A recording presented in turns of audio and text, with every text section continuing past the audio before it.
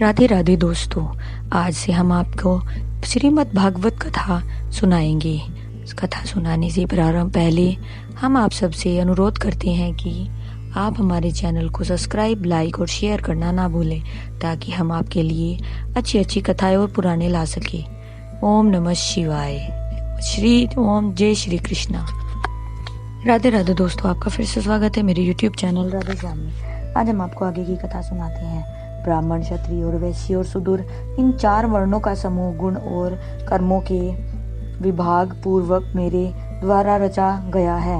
इस प्रकार उस सृष्टि रचनादि कर्म का कर्ता होने पर भी मुझ अविनाशी परमेश्वर को तुम वास्तव में अकर्ता ही जान।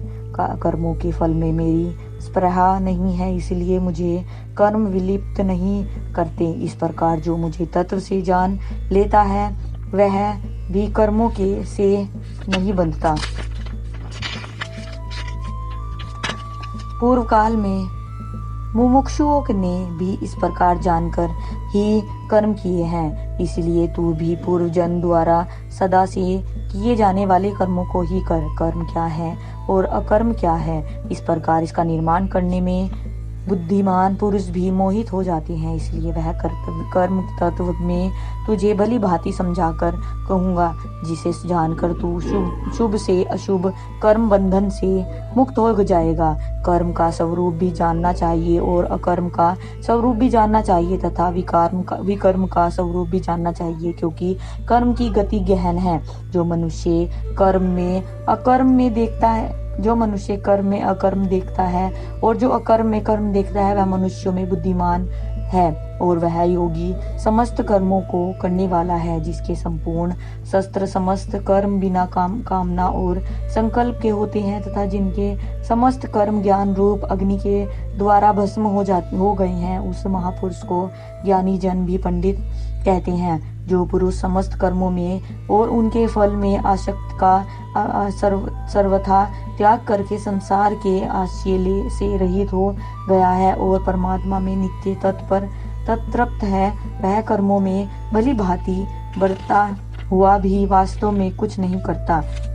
जिसका अंतकरण और इंद्रियों के सहित शरीर जीता हुआ है और जिसने समस्त भोगों को सामग्री का परित्याग कर दिया है, ऐसा आशा रहित पुरुष केवल शरीर संबंध कर्म करता हुआ भी पापों को नहीं प्राप्त होता है। जो बिना इच्छा के अपने आप प्राप्त हुए पदार्थ में सदा संतुष्ट रहता है, जिसमें ईर्ष्या का स्वार्थ सर्वथा अभाव हो गया है, जो हर्ष शोक आदि द्विंदों से सर्वथा अतीत है हो गया है, ऐसा सिद्धि और सिद्धि में रम रहने वाला कर्म योगी कर्म करता हुआ भी उनसे नहीं बंधता। जिसकी आसक्ति सर्वथा नष्ट हो गई है, जो दाहाभिमान और ममता से रहित हो गया है, जिसका चित्त निरंतर परमात्मा के ज्ञान में स्थिर रहता है, ऐसा केवल यज्ञ संपदा के लिए कर्म करने वाले मनुष्य के संपूर्ण कर्म भली भांति विलीन हो जाते हैं। जिस यज्ञ में संपूर्ण अर्पण अर्थात अश्वा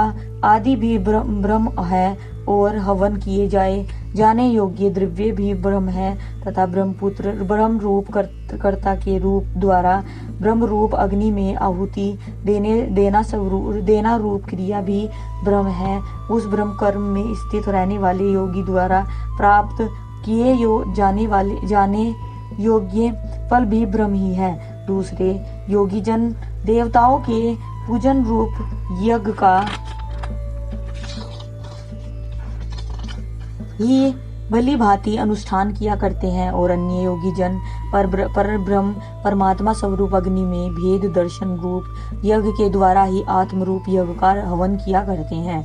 अन्य योगी जन स्रोत और आदि समस्त इंद्रियों को संयम रूप अग्नि में हवन किया करते हैं और दूसरे योगी लोग शब्दादि समस्त विषयों को इंद्रिय रूप अग्नियों में हवन किया करते हैं। दूसरे योगी जन इंद्रियों की संपूर्ण क्रियाओं को और प्राणों की समस्त क्रियाओं को ज्ञान से प्रकाशित अर्थात संयम योग रूप अग्नि में हवन किया करते हैं। कई पुरुष द्रव्य संबंधी यह करने वाले हैं, कितने ही तपस्या रूप यज्ञ करने वाले हैं तथा दूसरे कितने ही योग रूप यज्ञ करने वाले हैं और कितने ही अहिंसादि तीक्ष्ण व्रतों से युक्त यत्रशील पुरुष स्वाध्याय रूप ज्ञान यज्ञ करने वाले हैं। दूसरे कितने ही योगी जन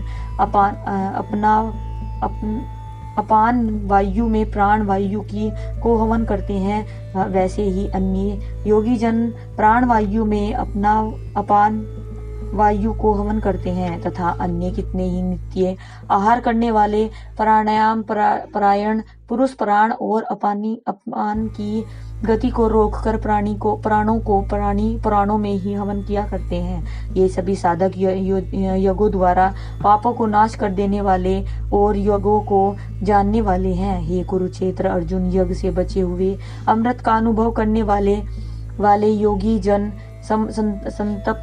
संतान पर ब्रह्म परमात्मा को प्राप्त होते हैं। और यज्ञ न करने वाले पुरुष के लिए तो यह मनुष्य लोक भी सुखदायक नहीं है, फिर परलोक और लोक कैसे सुखदायक हो सकता है। इसी प्रकार और भी बहुत तरह के यज्ञ वेद की वाणी में विस्तार से कहे गए हैं। उन सबको तू मन इंद्रियों और शरीर की क्रिया द्वारा संपन्न होने वाले जान।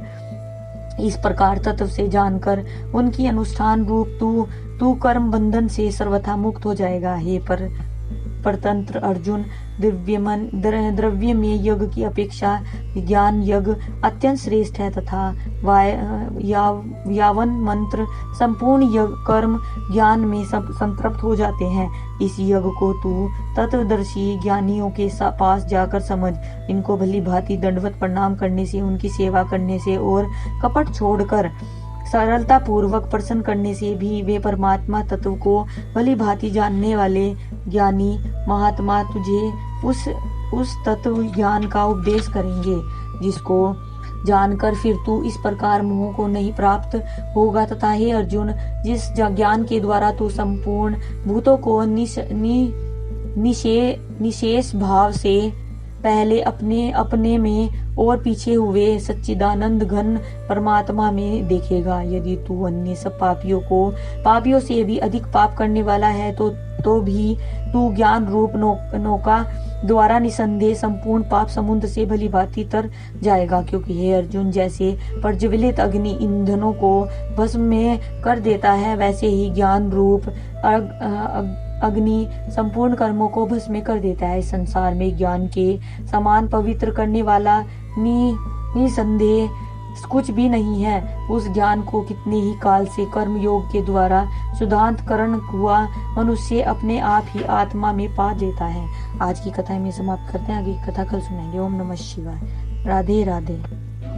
अगर आपको मेरी वीडियो अच्छी लगी तो बेल आइकन दबाना ना भूलें, ताकि आपको मेरे आने वाली वीडियोस का नोटिफिकेशन मिलता रहे। धन्यवाद। ओम नमः शिवाय।